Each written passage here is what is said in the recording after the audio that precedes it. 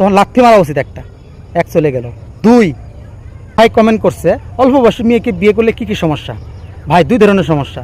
এক ধরনের সমস্যা, হাজব্যান্ড যদি ঢাকা চাকরি করে, স্ত্রী যদি বাড়িতে থাকে, হাজব্যান্ড যদি স্ত্রীর কাছে ফোন দেয়, স্ত্রীর মুখ দিয়ে কথা বলে না, রেখে দাও, আজকে আমার মন ভালো নাই, পরে কথা বলিল, এই সমস্যা ওই সমস্যা, মুখ দিয়ে কথাই বলতে পারে না, কথা জানেই না।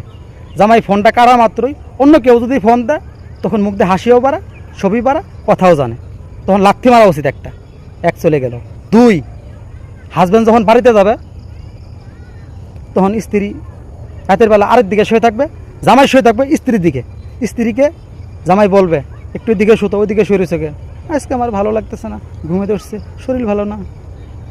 তখন জামাই বলো চলো না আজকে একটু গাড়ি চালাও, তো কষ্ট করে আসলাম ঢাকার থেকে, আজকে না, আজকে আমার মন ভালো নাই, আরও সময় চালাই। পরে নানি দাদি আসে বলবে এই সেরি ওদিকে আসে, জামাই দিকে শুয়ে থাক। পরে জামাইয়ের দিকে হবো, পরে আবার জড়ায় ধর, পরে আবার জামাইকে জড়ায় ধরবো, নানি দাদি রুম থেকে চলে যাবে, আবার যা তাই। এই জন্য আপনাদের বলতে চাই, বয়সের সঙ্গে মিসিং করে বিয়ে করবেন, সংসার সুখ শান্তি এমনিতে আসবে।